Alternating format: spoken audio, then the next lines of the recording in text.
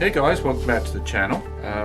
In this video I want to show you how I painted the subframe and all the control arms and all the necessary parts for the front subframe for the 4.5. I'm going to start off with the epoxy primer stage. I used a 2-pack epoxy primer, Summit Racing I think I used that one, and then went over it with a 2K, that just means 2-part. There's the product and then the hardener goes in. Semi-gloss. Once it was shot with semi-gloss, it didn't tone down as much as I would have liked, and so I shot it with a little satin over the top just to knock it back, because I'm not over keen on the really shiny stuff. So I think it looks nice, and I started to get the control arms on and positioned, and I will show you that in the next video. I've done these two and I'm saving this end to show you. So fitting all the necessary rubbers and bits and pieces. Kingpins are down at the machine shop still. I'm going to give them a call tomorrow, see if they're ready, because they need painting. And just a quick reference, bring this round. What I'm going to do, let me just show you here. I've mounted the control arm. So I was watching this guy and I like the way he went about it. He did some test fitting of the trunnions and the threaded bolt in the top and bottom, and then he assembled from the top down, making sure that you haven't put the kingpin all together. You're going to actually fit it and slide on the pin and then bring it in and do it that way. I'll show you in the next video of that. But anyway, let me show you how I went about painting it, yeah, there you go. Well, I hope you enjoy. I'm going to start spraying some epoxy primer on these suspension parts, you know, the parts that I said I wasn't going to paint. Biggest thing is all the preparation really, is, you know, degreasing it, giving it a little key sand. I key sanded this with 180 and then degreased it and used wax and grease remover ready for the epoxy primer. I'm using a 2K primer, so it's got 2 parts to it. And then I'm top coating it with a 2-part chassis paint. If you're using 2K primer, you want to use a 2K top coat. 1K primer, 1K top coat, because you can get some reaction if you mix them. So you might not, but you can get reaction. But buy yourself a decent gun. This is a DeVille FLG 5, I think, this one. Not an expensive gun, but a great gun for this kind of stuff. This will do top coat, car paint and all that stuff, about 200 bucks. So you can get away with a cheap gun with this sort of stuff, but I think for the little extra money you get a gun that you can buy spare parts for, and different air caps and nozzles and all that anyway. So let me mix it up and I'll show you spraying. Probably I'm not going to get the top coat on today, the black, but you'll see the epoxy primer and you'll get the idea.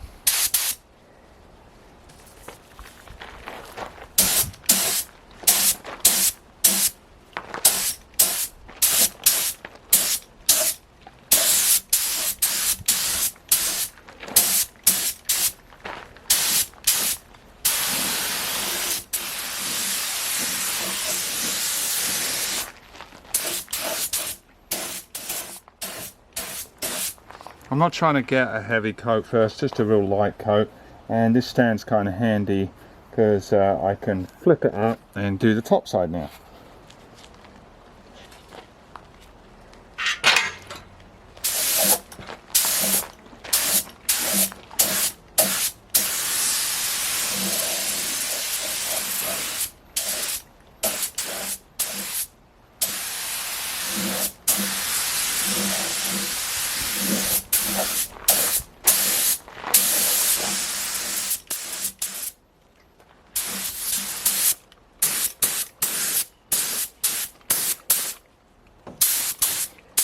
Well, that's the first coat. I probably won't shoot the second coat, it's much the same thing. I've got to leave this for 30 minutes flash off between coats. You can see I shot a kind of a light coat. I'll go probably medium coat, second coat, and then that's it with the epoxy.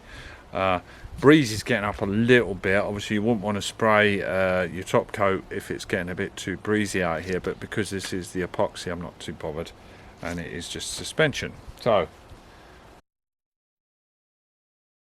I've finally scuffed up the all of the control arms, the epoxy. This is a 2K epoxy, so it's 2 parts.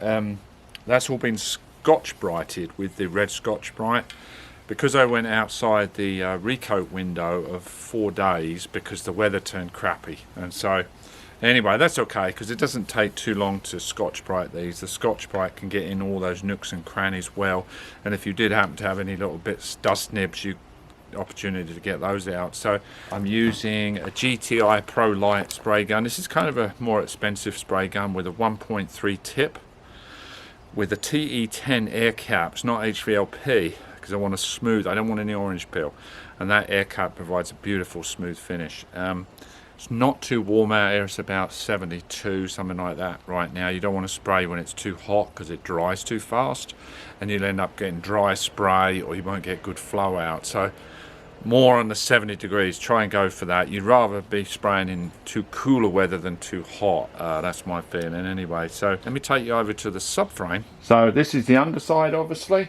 You know, the subframe's got a lot of dents and stuff in it from just use and jacks being put underneath, but that's okay. I'm putting a fairly light coat on for the first coat. Let me turn it the right way up now. Let me set that down. I'm spraying about just over 20 psi. I've got the fluid tip. Let me see. I got the fluid dialed in a fair ways, nice wide fan, but I got this fluid tip dialed right in for a nice light coat, and a nice control. So just watch this, and I'll do all my corners first. I'm going to put the mask on, so just watch how I go about it.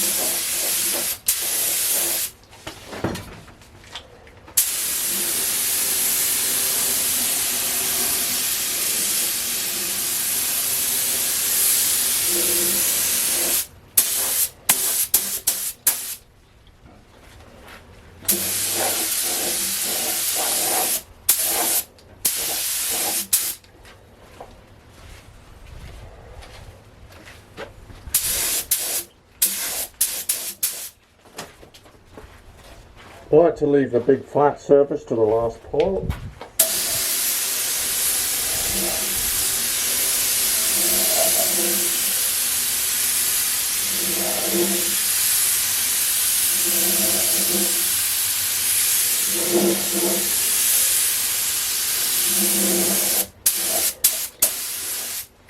Right, just let that flash off. We've got probably about a 15-minute window for flash time for the next coat. You don't want to keep piling on coats because you could get solvent pop. So let me go over to the table and I'll show you the control arms. As you can see, I've got them all laid down on the bench rather than hanging them up. I'm going to get a nice coat this side, then pick them up and do the other side and set them on my rack over there.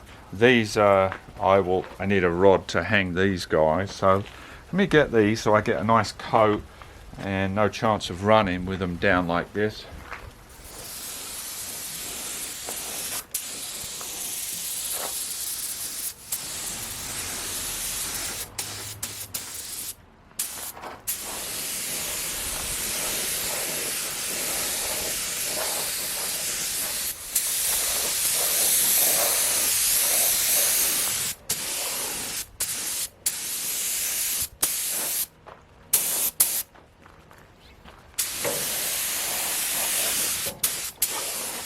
Main thing is if you keep the fluid dialed in, you have a little bit more control. Don't kind of open it right up and dump too much material on. The first coat is kind of a light coat. Second coat, I'm going to open my fluid up just a little, yeah, stay in control of it. You don't have to go blasting loads of material on. So Alright, let's get these little things done here.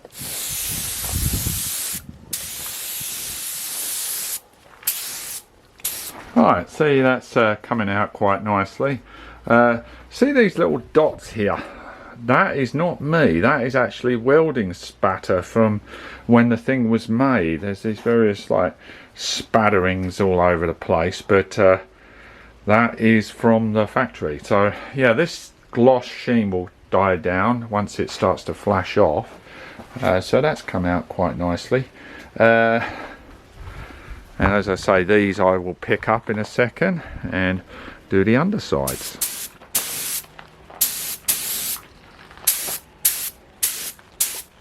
Right, just waited 15 minutes flash time, so second coat, a little bit wetter. I'm going to go a little wetter on this one, but being cautious not to get any runs. Marlo wanted to go in, he's had enough. So I did the springs, and I did take the time to mask off those little paint markings, you know, to tell you what rated springs they are, because that's the original. And then see where it's a little dull around it, I'll just shoot a little clear over that, and that'll pull all that together. I know it's a bit anal, but I thought that's kind of cool that that's got those markings still on it. And doesn't take a set, just to pop a little bit of tape on it just to preserve it, because they actually weren't in that bad a shape. I'm holding the camera with one hand and trying to, I'll tell you one thing, the epoxy paints and I've attract the wasps for some reason. There you go, so you can see the marking still now, so original. Right, so I took that off there. So see the way it's sort of lightly shaded around where the masking tape covered. All you do, get some clear and dust it. Bye-bye. Some of you are probably going, what the bloody hell's that bloke doing? Well, I know, when you work on your own for a long time, this is what happens. Anyway, so I'm happy about that. There you go. Well, thanks all for watching, guys. Appreciate it. I will see you in the next video, and by then we should have the kingpins back, and then we can start reassembly. And then I've already started shooting some welding video on the 6.3, so don't worry about that, guys. I'm back on that with a vengeance. Now that the weather's cooled off, it's a lot nicer to do stuff like welding and stuff. It's much more comfortable. So thanks a lot for watching, guys. Appreciate it. We'll see you next one. Cheers. Bye.